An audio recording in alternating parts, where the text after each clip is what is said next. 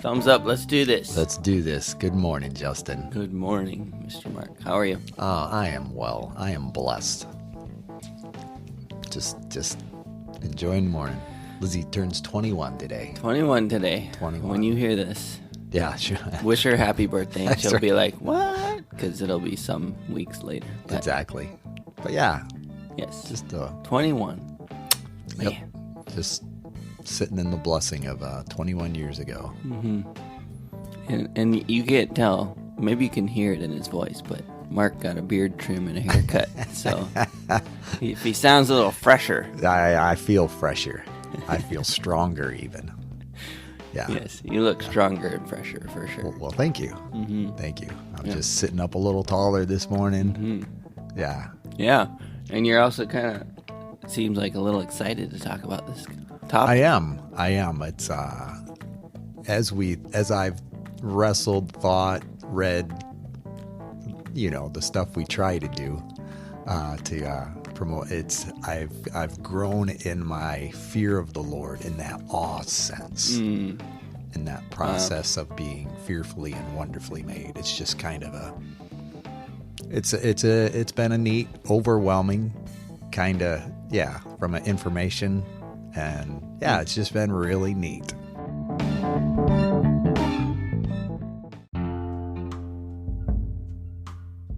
Welcome to How I See It with me, Mark Pratt, and Justin Sternberg. This is a podcast that works to counter cultural polarization through thoughtful conversations. And what is this topic we're going to talk about? well, Because I said one thing and you said, you sure we're not talking about this other thing? And I'm going to tell you right now, Justin, I'm going to need your help this morning. Otherwise, we might end up in the tall weeds because, like you say, we're what was the one you were talking about? neural pathways. Neural pathways, correct. Yeah. And I'm also curious, too, if because I brought this up to you, said, I think we should talk about this. But I didn't really think about it in terms of whether it's a polarizing topic or not. Because, I mean, it's not exactly, but... It is. It is Okay. very polarizing. Right. Right. Within our scientific community, it becomes very polarizing. All right. Well, that's what we're going with then. This is a very polarizing topic in our scientific community. Tune in. Yes. But it's interesting because as we talk about neural pathways, I view neural pathways kind of like a used to say the word creek, but it is a creek. I used to call it crick. That's what it was. Crick. Yeah, it's kind of like a creek, and But it's not a crook. it's not a crook. That's right. And I am not a crook. But That's it's a not. really old school joke. It is, but it's not a crick, but it's a creek like that goes through and it flows Yep. and it has a purpose. I don't know what that was, but it has a purpose. And until we either change that flow by doing something different or we experience trauma, which may overflow that bed, okay, it becomes that's kind of a pathway, just like a path and through the grass. Yes. It becomes the way that our like you say, there's electromagnetic process, that's where it flows. So essentially, that's the metaphor for neural pathways, right? Sure. It's that creek in our brain that kind of flows where it's going to flow without interruption. It will continue, right? Like that. Yes. Yeah. Yes, because it has a purpose.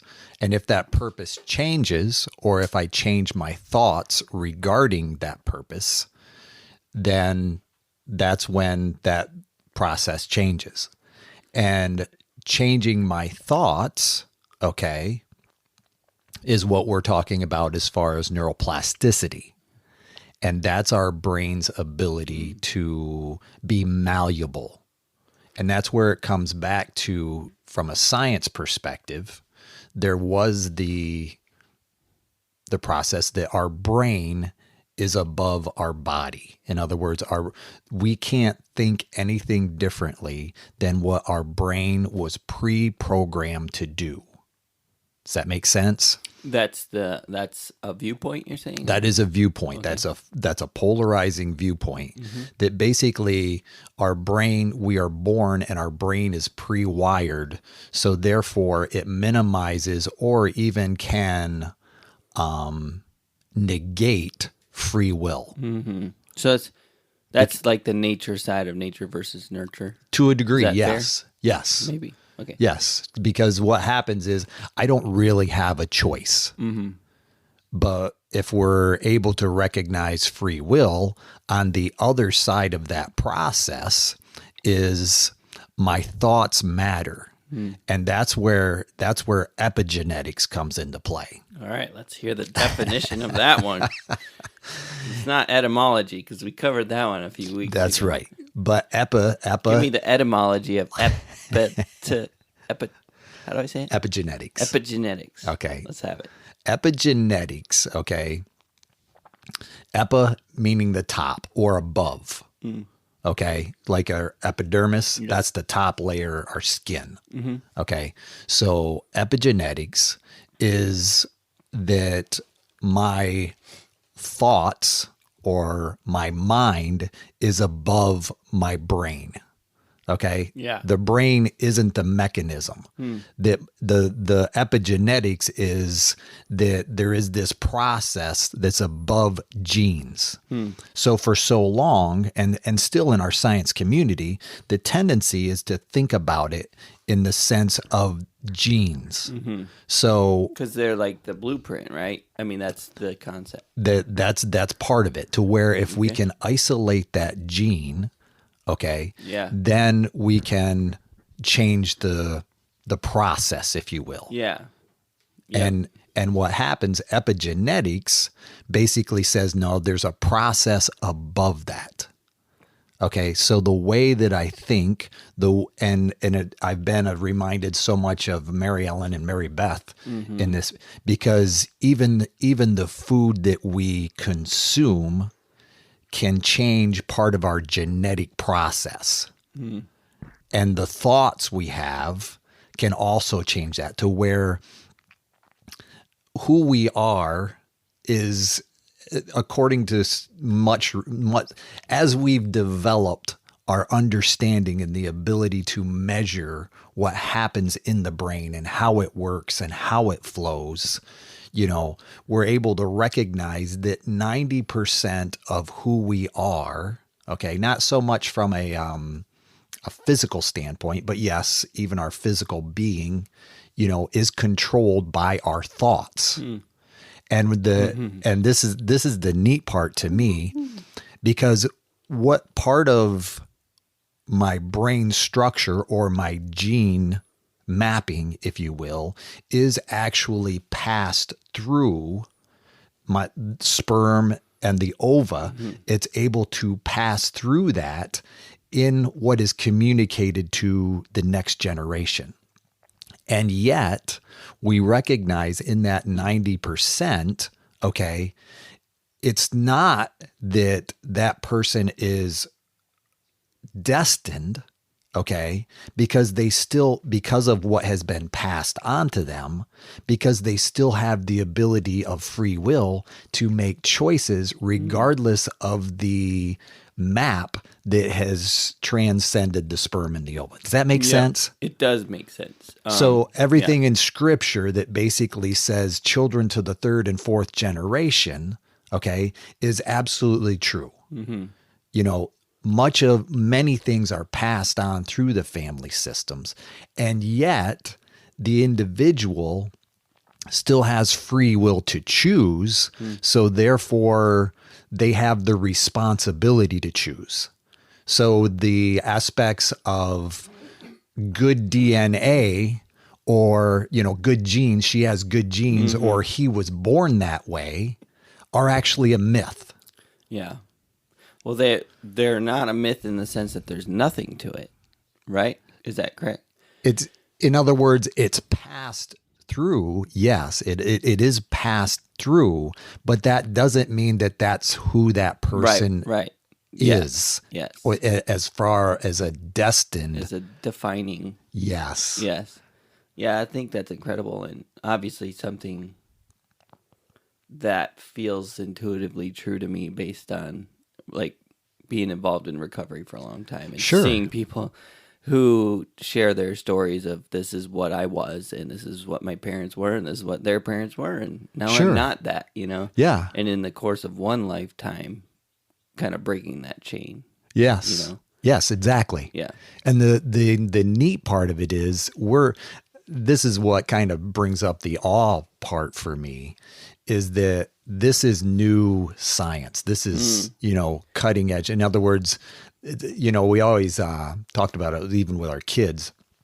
It's like, yeah, you got to take this class. You got to have these complex classes because it challenges your ability to think because there's jobs that aren't even made yet that you might be a part of. You Right. follow me? Yep. It's like, when am I ever going to use this critical thinking Right. stuff? Well, and it reminds me of that because in reality, I think, neuroscience is part of that to where there are, with this information, jobs are being created and, that we've never heard of before. But the reality of it is, I believe thinking is a God-given ability. Okay. And from my perspective, it's what makes us most like God. And our ability to do that or how he has created us with that process is probably next below. Well, yeah, so Go ahead. the thing that does that kind of is the defining characteristic is when you can think about your thoughts. Yes. Right? So And we can. right. So that's the difference between, I mean, you could argue that maybe a dog is thinking, Sure. whether they should disobey or obey you or whatever. Whatever. Yeah. Whatever animal, and there's some intelligent animals. But can you imagine looking at a chimp as he's, plucking flies out of his friend and eating them or whatever? Is he thinking existential thoughts about his thoughts? Sure. Very unlikely. Yes. There's no proof of that anyway. But that is definitely the defining characteristic, I think, when it comes to the difference between us and the rest of creation and what makes us like God is that. And that is this thing. Yes. Right? That is what makes all the difference. That ability to think about your thoughts means you can now, in many ways, control those thoughts. Yes. Redirect those thoughts. Which, using your creek analogy, And right? we can't control things, but we can choose our response to them. Right. And that, and it just, when we really stop and think about that, I'm reminded of myself when I listened at times to others, how often you can hear a person's thoughts in what they're saying. And yet it's not until we say it out loud that we realize, oh, that's what I was thinking. You follow me? Yeah. In that, how many times we've referred to, I can't. How many times a day would we likely say that? And how does that impact who we are? Yeah. And yeah, you're probably the same way maybe with your kids, but that's always been a pet peeve when they Sure. Excuse me? Yes. If you say that, then you won't. And it's true. It's kind of that self-fulfilling thing, right? Yeah. But yeah. And so that's where the epigenetics part, above genetics. In other words, yes, we pass on these genes and we have received them. And yet that's not who we have to be because our thoughts can change our DNA structure in such a way. And it basically comes down to even differences between toxic thought and how that affects our ability. And here again, I'll just give me a little chain here, but feel free to pull back if I will. And I think about it in the way we think, okay, and how the way we think affects our body, okay? Yes. And for example, if we were to go back 12 years and say, for example, you are experiencing depression, that kind of thing, you would have been given, what we'd call an SSRI. Selective, this is the word I like, selective serotonin reuptake inhibitor. Okay. That sounds familiar. Exactly. So this is the interesting part, because what we are, if I may say, and this is nothing against medication. Okay. But this is what we are learning. This is what we are understanding now based on science, is that 12 years later, what I'm going to prescribe for you from a therapeutic standpoint doesn't have to be an SSRI. I'm going to prescribe to you something that's very similar to prayer. It's going to be called meditation. Okay. And I'm going to recommend that you can control your thoughts. And when you find yourself heading down that, I'll call it negative rabbit hole, I'm going to challenge you to take that thought captive. That's going to sound much like scripture. You follow me? Yes. And I'm going to be able, and we're going to be able to recognize, as you select, if I may, your thoughts, you're able to transform your thinking and how you create that same level of serotonin in your own brain. You follow me? Yeah. And the reality of it is, it's like in scripture, we can look back, and how often are we reminded to take our thoughts captive, to renew our mind. And it's interesting because now science is actually catching up with scripture. Yes.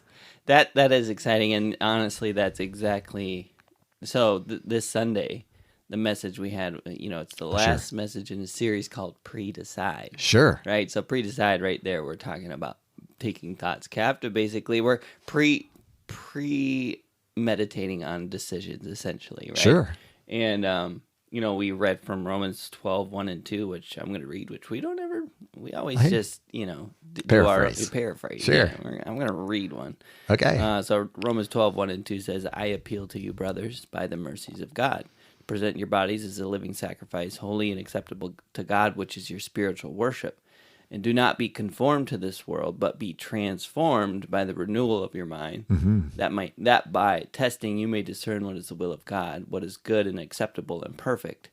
And, we went through that, and he taught through that scripture a little bit, but my brain was just worrying as I was thinking about, this renewing of our mind. Yes. Like you just said, I was thinking, science is starting to catch up with this concept. Yes. That these neural pathways, this neuroplasticity in our brain, there's this ability for our brain to be transformed, to be renewed. Yes. Right? And there's starting to be scientific proof of that, and like you said, like actual methods for accomplishing that. And when you find out what they're saying, hey, we're finding out these methods work to carve new paths, and that those creeks in your brain, they look a lot like prayer. They look a lot like meditation. They look a lot like surrender. Yes. Right? And so I just thought that was incredible. And I was just thinking about how, a lot of times we can't get out of our existing patterns, that creek bed. Yes. We can't. If we're in it. Yeah. Right. Yeah. Like, I think we talked about this before. I think it's an Einstein quote. You can't solve a problem from the same level that you created it. Sure. Right? So if you're stuck in that same pattern, you have to surrender out of it, which is why I really like, basically that scripture is kind of the method to accomplish mind renewal, which is first offering your body a living sacrifice. This idea of surrendering what you think you know. Yes. Right? To a higher power, someone who is above the level that you are. Sure. Right? And then allowing his word to come in and give you new ideas. Sure. Right? Yeah. And as that happens, your brain starts carving new paths, going, oh, I can trust him in this situation instead of trying to control it. Or, you know what I mean? I do. And my mind was just like thinking about all these things in terms of, these neural pathways and stuff. And if I can trust him in this area, I can probably trust him in that area. So now, and that area. Right. And that area. Your creek is starting to diverge into these other new, Yes. waterways or whatever that were never there before. Exactly. Right? And that's neuroplasticity, our brain's ability to rewire, reconfigure, to be malleable in such a way that I can be a completely different person. Yeah. It's incredible. It is. And it's interesting because we know, we've known where parts of these things happen in the brain early on, previously. Like, well, if I may, early on, we understood Phineas Gage, okay, was a miner. Okay. I really like Phineas and Ferb. Yeah, understood. I'm just saying. Not the same Phineas, but he was a miner. Long story short, he was a supervisor, and he had a rod. I think it was a brass rod that he would tap. Maybe it wasn't brass, but either way, he was a miner. He would tap the drilling holes when they blasted in the mines. Long story short, he tapped his rod into one of those blasting holes and it set off a blast. And it shot that rod up through below his eye cavity and out through the top of his brain. Ooh. Okay. Ouch. Ouch. But he lived. Okay. So he was like the first example. It's unbelievable. Yes. So a rod went through Like his face. Right up below through his face, brain. up through the front, what we call the prefrontal cortex Wow. of his brain. Okay. And he lived. So this was like miraculous. Yeah. Because somebody had experienced a brain injury and lived. But what we know about who Phineas was he changed dramatically because of that experience. Okay. Prefrontal cortex basically is where our executive function takes place. Okay. So all of our ability to schedule, kind of, if you think about it from executive function, it's that CEO of our mind. Right. Okay. Yep. So because of his injury, he lost that. He was no longer able to function as a manager. He basically became a beggar, if you will, because he had lost that executive function of his brain, which we understand, but yet he became belligerent and just kind of a drunkard, that kind of thing in that day. And his skull is still in, some museum somewhere that basically, and that began this process that we are kind of learning further about today, was that certain parts of the brain do certain things. And, and there's other parts, where we'll talk about that, if you're not necessarily of a design perspective, reptilian brain, mammalian brain, that kind of thing. But, it's going to be a process of primary function, our lower back, where all of our senses are connected, and then our executive function. And when we can keep our executive... When he said lower back, he was pointing to the lower back part of his skull. Yes. He's not saying part of your brain is in your lower back. Yes, my upper neck, lower back of my head. But yes, that's where primary function is. I just figured I'd draw the picture I that you're appreciate so it. eloquently drawing with your hand motions. But yes, it's that ability to recognize, okay, I've been designed this way for a reason. And the reality of it is the designer knows the purpose and we're just catching up with it. And because you can actually, if you don't mind, Deuteronomy 30:19 is another area, because I like what it says. And that's just one example. When we think about going back, that's one example where we can say, okay, God is encouraging us to choose. And he gives us this process. If you want to read that one, that's a good one. I don't think that's the one. What Deuteronomy 30:19. 30:19. I had 20:13. Okay. Which talks about putting all its males to the sword. I don't think that's what you... sorry. 30? 30:19. 30:19. I'm getting there. It's okay. Sorry. I didn't mean to put you on the spot there. No, you're good. And it's going to put me on the spot if suddenly this is... and all their males were put to the sword again. Okay. Yep. I call heaven and earth to witness against you today that I have set before you life and death, blessing and curse. Therefore, choose life that you and your offspring may live. You want me to keep going? No, that's fine. I mean, but that's the process. In other words, God is given us, heaven and earth is this witness that we have the ability to choose, and we get to choose each and every day. And sometimes it is a matter of choice between blessings and curse. Because sometimes curses are handed down to me from the third and fourth generation. Yes. But that's not to say that's who I have to be. I can choose blessing and I can choose life. Yeah, and it's so important to understand the realities of those things, because that's the kind of the impetus for the choosing, right? So if I understand those patterns that are in me inherently due to that genetic code passed down, well, now I know I have to do the work to override those things, more so than maybe my spouse or whoever, my friend. But knowing that that's the case, I think a lot of times really helps. Which is again going back. I can't help it. I always go back to the principles of recovery and stuff like that. But the first step is denial. Sure. The first principle, the first lesson is denial, and because until I admit that I have that thing, sure. In this case, we're going to say a pattern passed down from my parents or whatever, right? Genetic code. Until I can understand it, admit that, there's no moving forward, right? Sure. And so I do think you can try to not admit that is inherent in my genetic code and still try and choose around that and go forward. I think the problem with that is that it's a little bit of an ignorant stumbling if you don't know exactly the path you want to avoid, which will help and guide and direct the path you want to take. Sure. Is that fair?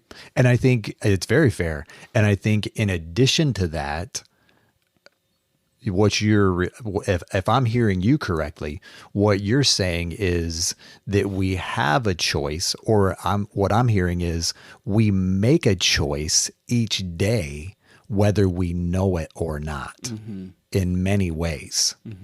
When we follow the pattern, even if it's in ignorance, we're still making a choice to follow, versus that ability that I have to say, okay, is this what I want? Is this the behavior that I desire to continue in? I think that could be a polarizing statement, right? Yeah. That you're choosing to do the bad thing. But if you consider... It's by default. Right. If Sure. you consider the fact that you can choose otherwise. Yes. Right? Well, now you have to recognize that the path you are on is also a choice. Like you said, a default choice, sure. Right. But still a choice. And again, I think that ties very nicely into a lot of the stuff with recovery in terms of like denial and saying I can't fix it. It's beyond me. It's just who I am or whatever. Okay, yep, you're right. Because that's the decision you're making. And yeah. And from my perspective, as you were sharing, I'm thinking still in that we do have a choice, which comes back to free will. This is what makes it polarizing. Because if I'm saying that, I have to recognize, okay, either I do or I don't have a choice sometimes. But my free will, it gives me the opportunity to choose. And that's where, from my perspective, that's where the epigenetics comes into play. Because I can realize some of these things have been passed on to me. And this is part of, I'm going to call this the psychological part of that denial, okay? Because so often what happens is decisions we make, okay, are based on our subconscious. Okay, it's not necessarily up into, if I'm putting my hand here and I got a hand above and I got a hand below. So when I put my right hand below my left hand, that's subconscious. Okay, so what my thoughts do, what my brain does, is anything that's in subconscious is still available to me. It becomes the neural pathways that my brain operates in. Okay, that's subconscious. And what my brain does is it looks back at all of the patterns that have been demonstrated, all the modeling that I've seen, and it tends to make that decision for me. Okay. But each time it's very similar to our communication. Okay. Now, you and I, we typically listen to this at 1.5 because our communication tends to occur slower than we might like. Okay. But in communication, good communication, it can take up to 7 to 10 seconds for a person who's actually listening to respond to me because I'm actually processing that. So when I gain awareness, okay, that 7 to 10 seconds is still available to me in every choice I make. But when I gain awareness of it, I bring it up into my consciousness, and therefore I've gained awareness. And because I have awareness, now I choose differently what to do with that same 7 to 10 seconds that has been an automatic neural pathway practically beforehand. Does that make sense? It does, and that kind of ties into the meditation side of things, right? In the Sure. sense that you're trying to slow down and require the subconscious things to move up Yes. into the layer where you are actively manipulating those thoughts. Sure. Right? Yes. Yes. To where I'm actively making a different choice. And that is actually rewiring my brain. Yeah. And it's interesting because, you know, I tend to think of positive and negative thoughts. Okay. Some would say, I would even say healthy or toxic thought. Yeah. Okay. If I continue in a pattern of toxic thought, it's going to affect how I think. Okay. That's the reality. And I'm this is part of the neat part and the freeing part for me is that I recognize how much of the influence we have around us propagates toxic thought. There's not enough. You know, there's this scarcity mindset, as we've talked about before. You know, there's not enough. There can't be enough. You know, there's only so many resources in the petri dish, and you know, and we're going to use them all up, and you know, and it's like, I'm not sure. I know I'm sure that that's not the case. Right. And yet that becomes the promotion. And it's interesting to me because I'm hearing if we're going to come back to the aspect, and you know, and here again, credit to Mary Beth and Mary Ellen for doing this hard work. But if we're going to come back to roughly 70 to 85% of our health is actually affected by how we think. Okay. Yeah. I'm going to recognize that we are seeing, that I am actually seeing in my small scale, I am seeing more and more teenagers who are wrestling with anxiety.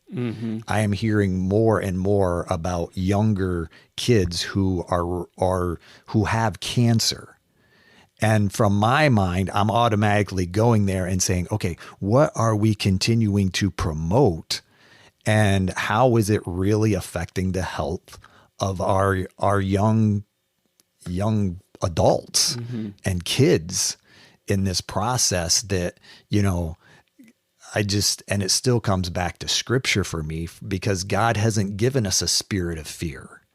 You know, he's given us a spirit of love. And when we're able to Power and love and a sound mind. Sound mind. Yeah. Yes. Thank you for the rest of that. That ability to be able to say, okay, I don't have to live in this fear. I don't have to live in this anxiety. And yet that's not judgmental, because I recognize how people who have experienced, you know, tremendous hurt, you know, they can get caught in that cycle of thinking and fear and ruminating in such a way that it captures them. Yeah. And yet you've experienced it. I know I've experienced it where, you know, people who have the ability to process that and say, okay, that's not who I am. That's not what I want to choose to think about. and we can see that transformation that occurs. That's where this comes back to for me. Yeah, and what you're describing again is that pattern of the world, Yes. right? Yes. And I think growing up, when I would hear these verses, I would immediately think like, just don't be such a sinner. Like, Yes. like don't think about sinful things. Which, of course, I think it means that as well. But I'm saying it is saying all of those things, like this pattern that we get stuck in our brains. Yes. Right. This fear, this limited mindset. Just all the things that you were describing is the pattern of the world, and it doesn't align with the pattern that He has for us. Exactly. Which is why, again, it kind of comes back to the surrendering of that, which is that living sacrifice. It says living sacrifice specifically because, number one, we're not required to die to be the sacrifice, and number two, it's active. Yes. It's not a passive effort; it's an active effort too, which kind of goes back to that daily mindfulness, kind of that ties right back into the same science that we're finding. Right? Sure. That it's a daily effort to continue to transform that brain. Yes. Right. Replacing the default patterns that were handed down to me through my genetics. Yes. That are ever present in every situation I'm in. Like how many, 90% of our interactions throughout the day, you're going to see a pattern exhibited that doesn't align with healthiness. Sure. Correct? Wouldn't you say? 90%? 90% is a very high number. Okay. I don't think you can put a number on it. The point is it's all around us, right? You go to the gas station and someone's upset at the cashier. Sure. Or, you know what I mean? You go to the, I will say, statistically speaking, 85 to 90% of the thoughts that we think are the same as yesterday. Yeah. So unless we're actively, challenging those thoughts, we are going to tend to repeat the same behavior as the day before. Mm-hmm. But each day we choose a different journey affects that 85 to 90%. Yeah. And the neat part I like about what you're saying is we can recognize, because as I understand this process, okay, not that sin isn't an issue, okay, but it's become less of an issue for me. Because as I look at this, okay, I'm better, from my perspective, I see God in what He is doing. And I see His grace and I see His mercy, that basically He understands every choice I make and why I'm making it based on what has been handed down to me. Okay. He understands it, and yet He still provides a way out of it. So it's just transformed the fact that, it brings to light that aspect of, as I see it, Satan is the father of lies. Okay. And it brings that, what's the word when temptation. Thank you. You're welcome. My pleasure. It brings temptation to mind because we can be surrounded by lies, but we can also challenge those lies with the truth in such a way that is grace-filled. And it just transforms for me that perspective, not in a arrogant sense, but here again, coming back to the awe that I have for God, that He knows all of it and He provides us a way out of it. Right. And we have a choice. Just like He's given clear back in Deuteronomy, just like He gave, everyone, choose this day whom you will serve, choose to be courageous, be strong and courageous, all of that. It's like He's still speaking that same way to us today as He did to Moses and Abraham and, and Caleb and, all those people who did those things. I think in some ways they have that, they might have felt that very same way that I'm doing right now, right then. Mm-hmm. You follow Oh, me? absolutely. Yeah. Yeah, that's Yeah. the grace-filled part for me. Yeah. And, speaking of polarizing things as we Mm-hmm. do, you mentioned sin, and it's not, quite as, however you described it. And my thought about that is that we really, really want clear definitions of sin. We want to know, is that thing a sin or not? Can I Sure. can I do that thing? Yes. Right? Up to that fence. Where's Right. the Right. line? Where are the lines? Sure. So where it's sin, or it's just depression. Sure. It's sin, or it's just worry. Sure. It's sin, or it's just The you know, tacos. yeah, the tacos, right? And I think I'm with you, but I want to phrase it maybe a different way to say that I think there's a lot more. Depends on how you want to define sin, but essentially that subconscious layer and that genetic code passed down to us that says, when someone offends you, punch them in the face. Sure. That's what we call our flesh. Sure. Okay, Yeah. this is why we're from birth in need of something better, bigger, stronger, purer than us. Sure. Because from the get-go, we don't have even the level of quote unquote righteousness that we need to Yes. to accomplish, what needs to be done. And I think that's so important to understand that, like, even our tendencies towards, behaviors that are harmful to us, Sure. like worry. We want to be really careful and not offend people to say your worry is not a sin. We don't want to say that. But at the same time, I think we spend too much time defining what sin is and spend not enough time trying to transform our mind, right? Like Sure. trying to think his thoughts and stop thinking our thoughts. And I would argue if the choice is my thoughts versus his thoughts, there's a pretty high likelihood there's Yeah. some sin in there, whether whether I want to call my depression sin or not. Like, if I can't shake my beliefs and my thoughts and Sure. replace them with his, then I'm going to argue that that's a sinful position. I Does hear that you. make sense? Yeah, that makes perfect sense. I appreciate And- your clarification. That's kind of what I was wanting to convey in a not egocentric or egotistical manner that sin doesn't matter. I don't, but you said it very well. I guess, and part of the reason I choose to make that clarification for me as well is because when it's not as clear where sin is, and it's more likely that I'm sinning more often than I'm willing to believe, right? Sure. Well, now grace really matters.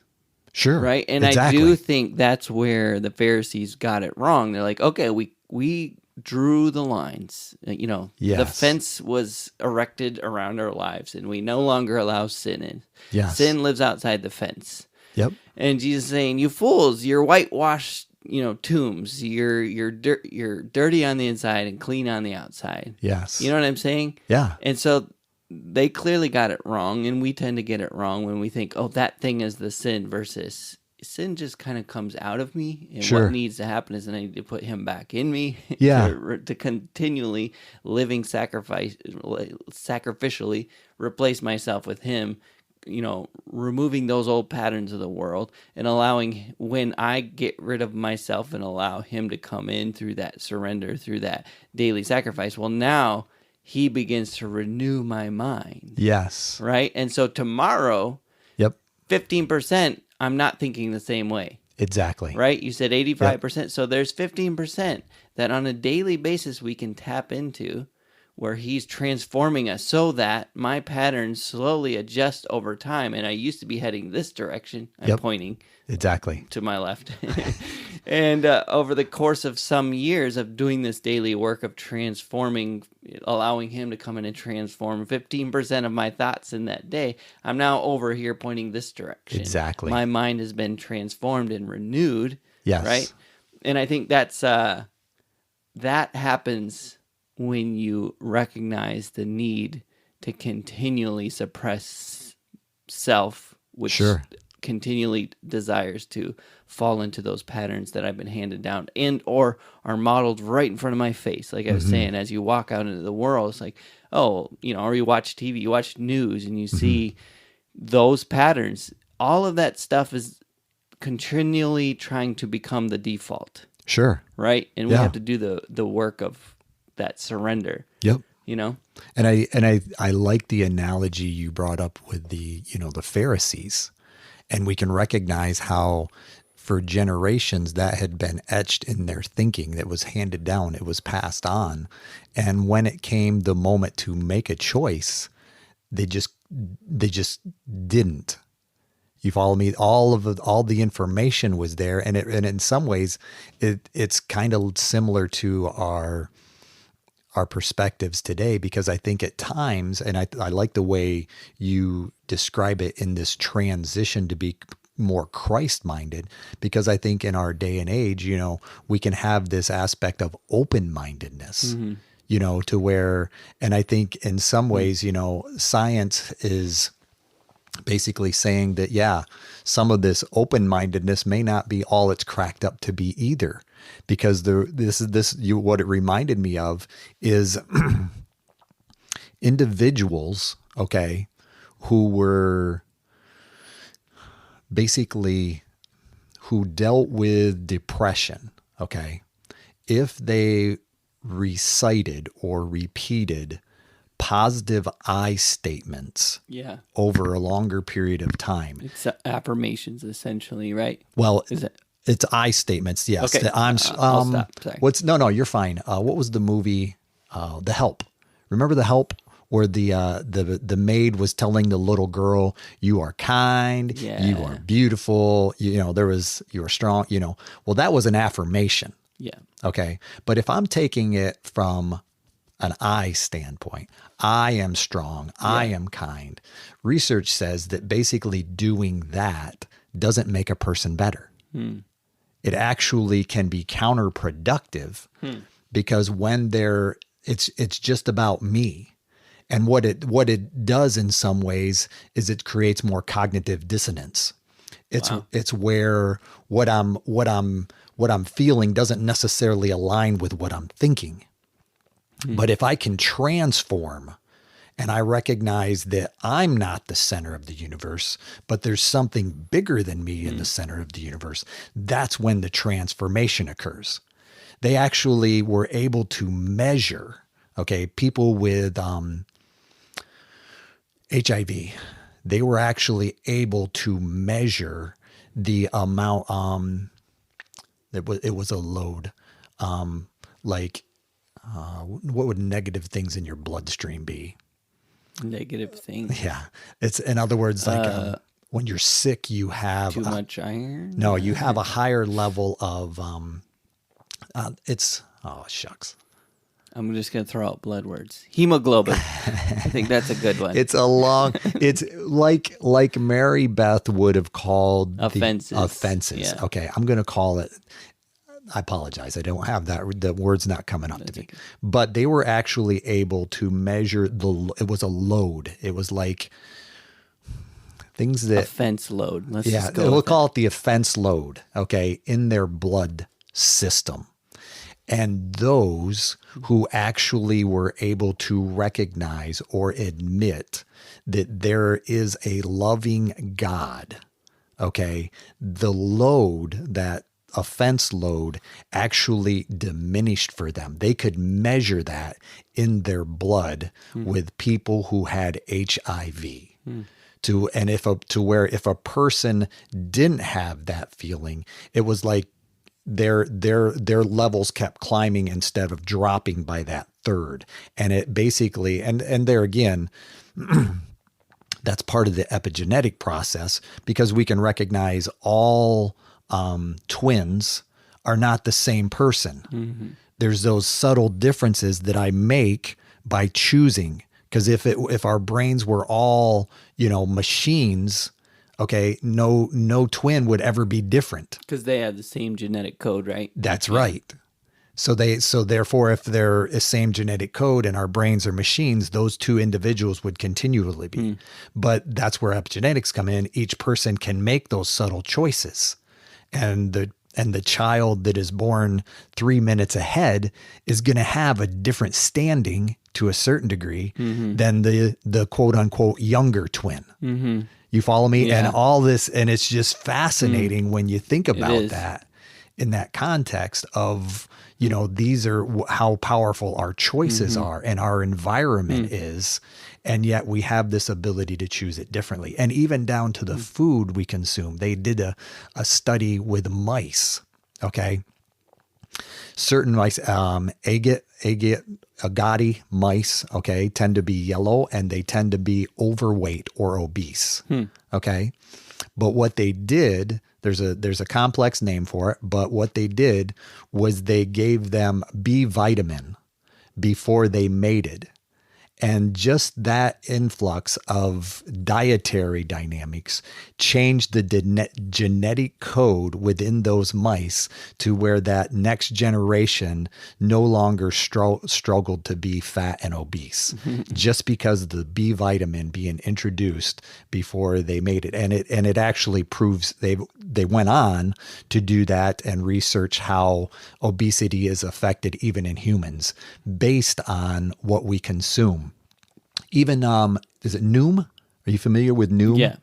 It's that process to be able to recognize how certain foods I have learned to be comfort foods for me. And when I'm transforming my thinking about what that food is and my need for it, it loses its hold on me and I'm able to lose weight and make different choices. Noom, if you'd like to sponsor us. I appreciate those thoughts. It's like I'm not even close to that thought, but Justin brings it out. Sorry. I hear Mark talk and I hear cha-ching, cha-ching.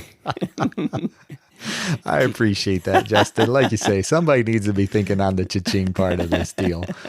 But yeah, it's just fascinating to me. Is cool. And it's just that process of choosing.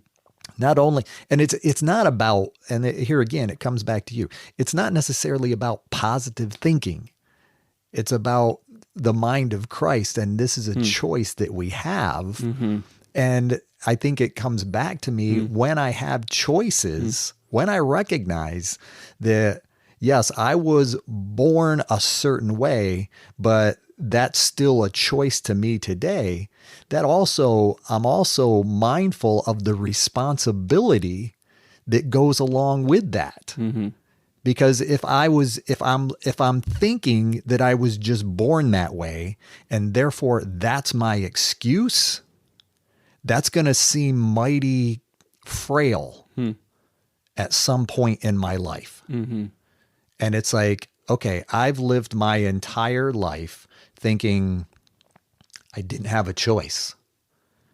And suddenly I'm going to become aware that, oh, shucks, all along I had a choice and therefore I'm now responsible for the choice that I make. And it's convicting to me as a parent, because I realize I'm passing some of my stuff onto my kids just through epigenetics, that gene process.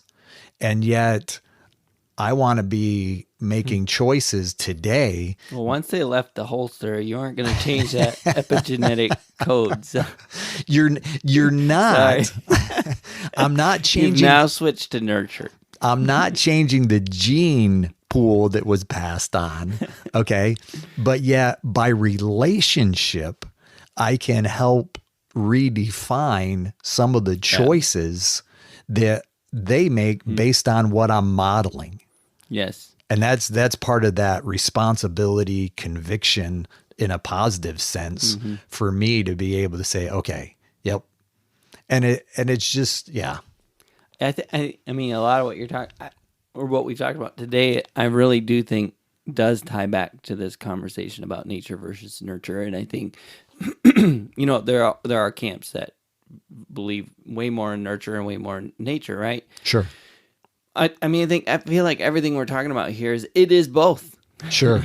And yes. There is very much a nature aspect to who we are, the genetic code, right? Sure. And the problem is when we don't see that and it remains on that subconscious layer. Well, it becomes deterministic, right? Like Sure. I am nature. I am what I was handed down, and I am, I can't change that. But as we've discussed, no, you absolutely can. There's no end to science to show that there is the ability to transform that nature, right? Sure. That genetic code that says you should be X, people can change that. Yes, right? indeed. And that can come through nurture, right? Like parenting, as you're describing, to say, oh crap, I handed down a quick temper. Sure. Right? Well, Alcoholism. Right, alcoholism, right. What can I do now in the nature side of things nurture side of things to start nurturing? Okay, listen, you're going to have a tendency towards a quick temper, but here's how we deal with that, or here's how we, here are the steps to address that. And slowly they can adopt some of the changes you've taken your whole life to learn. Sure. And start learning from, as a parent, handing down in this nurturing system, right? Yeah. Teach them how to address that thing. And if they do that over the course of their lifetime, by the time they get to their kids, it's a different beast, right? Yes. Even the genetic code likely that they're passing down Exactly. is transformed. Yes. To a degree. And you continue that through the generations. It's pretty incredible, which is why, again, going back to the Bible to the second and third generation, there is a point where that code has been the iniquity has been ended. Yeah, and I'm trying to think of the term when you add diluted. Okay, right? Diluted, sure. So there's been enough mixture of other genetic code and nurturing and all these things that it doesn't mean that the third generation is fine and good. It means that likely that specific bit that was so strong has been diluted to this point to where I don't know. I think I apologize because I'm gonna. Do you remember where that verse is? The second and third. To the second and third generation. Google it real quick. Because I want to say there's more to it, right? Because I want to say third and fourth generation, but if once we're transformed, it can be passed on to a longer period of time. In other words, it says, cursing will be third and fourth generation, but a blessing can continue on and on and on, if I'm recalling that correctly. You able to find it? It's okay. I'm still looking. Yeah, because I'm coming back to that nurture and nature part of it. Yes, is our ability to be able to say, okay, either I do have a choice and I'm responsible for that choice, or I'm a victim and therefore I can't choose anything differently. And I think that's part of that difference when we see it that way. He's getting close, folks. Man, this is another thing, Justin. I have to admit, I have as I've recognized choices, I can admit that I have become less technology averse. I have. Because new neural pathways. I am creating new neural pathways. Due to your neural plasticity. Yes. Well done. I'm trying. Yes. So this is Exodus 25. Okay. The Lord is slow to anger and abounding in steadfast love, forgiving iniquity and transgression, but he will by no means clear the guilty, visiting the iniquity of the fathers and the children to the third and the fourth generation. So third and fourth, not second and third. Yeah, but I want to say there was a part that went even further on. There's another visiting iniquity. Yeah, there's several verses about visiting the iniquity of the fathers and the children, and the children's children to the third and fourth generation. Does there anything after that? After that verse? Third and fourth generation. 1, 2, 3. So far, there's 4 verses with that in it. Okay. 5 verses. I gotcha. It's okay. Well, I think it's very interesting.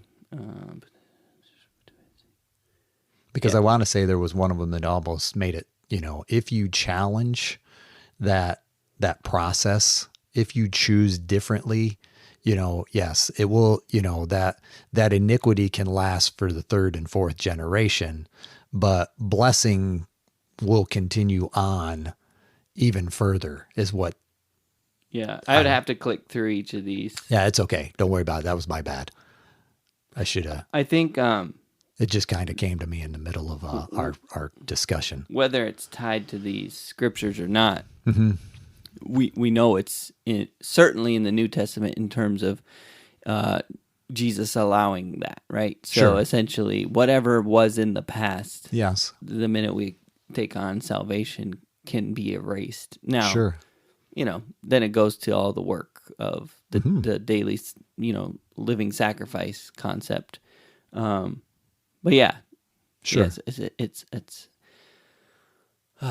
very interesting, and I love any conversation or any time that science, like you said, catches up. Yes. And none of this stuff is mind blowing when you think about, hey, people can change. Sure. It's like, okay, we've known that for centuries. I mean, these scriptures were written how many centuries ago, right? And I think so much. This is I think the sermon you mentioned. It talked about sacrifice always being paid off or being worth it. That there's a sacrifice, and the price is always worth as was it being paid. Now we can wrestle with that. Okay, because I don't typically think in absolutes, but I will say that I think much of what You never think in absolutes? I try not to think in absolutes. Yes. That was a joke. And I apologize if I did say never. You didn't. Okay. I just wanted to Okay. trap you, and you got out of that smooth. You didn't get trapped for that. Well, I'm still holding my train of thought. But what the interesting part for me is when we think about sacrifice and the ability to, it comes at a sacrifice, and what was communicated, it is always worth the. I wrestle with that as a human. But I also recognize where so much of this information has come from about neuroplasticity. And I think a lot of it has to do with TBIs. And I recognize there are a lot of armed forces people, who have, experienced, improvised IEDs. Yes.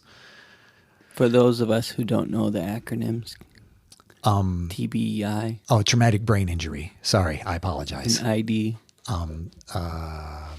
Explosive device. Improvised explosive device. So basically, IED, IED. That's what I said. Correct. Yeah, that is. Yeah. I believe that's. Yes, I'm sorry. Thank you for the clarification. So I believe our armed forces have made a tremendous sacrifice. And I would recognize that much of what we know now is has been paid at their expense. And yet I believe that in itself is demonstrating how God has made a way, even for people who have traumatic brain injury, that they can learn to do things again. Mm-hmm. Is it going to be hard work? Yes. Is it going to be, difficult? Yes. Mm-hmm. But I think, that's where the freedom comes in from my perspective. And I just really can't disconnect that, the armed services and the freedom that we have, and how, Christ basically offers each of us freedom. And I'm mindful of the cost that was to him. And it wasn't so much that he benefited from it, but we did. And I think, the analogy holds up, the same way, that as we learn more and more about our abilities, the mind being over the brain, and my ability to say, yes, I can, even when my body is fighting me, even when my brain has been injured, there's grace in that to be able to find a new way. Mm-hmm. And it brings back the Pharisees, there was another quote. It basically, science is advanced funeral by funeral. Hmm. So it's as we, recognize that that isn't incorrect and we let it die, science actually catches up with design. And I like that quote in a sense, because so often I have to die to self. I have to let go of some of those things that have been passed on to me by imperfect parents, just like my children will have to let go of some of the things that I've passed on to them because I was an imperfect parent. And for me, that's the beauty of grace along with neuroplasticity. Mm-hmm. So yeah, that's where I'm at. That's a pretty good way to see it, Mark. Well, that's how I see it.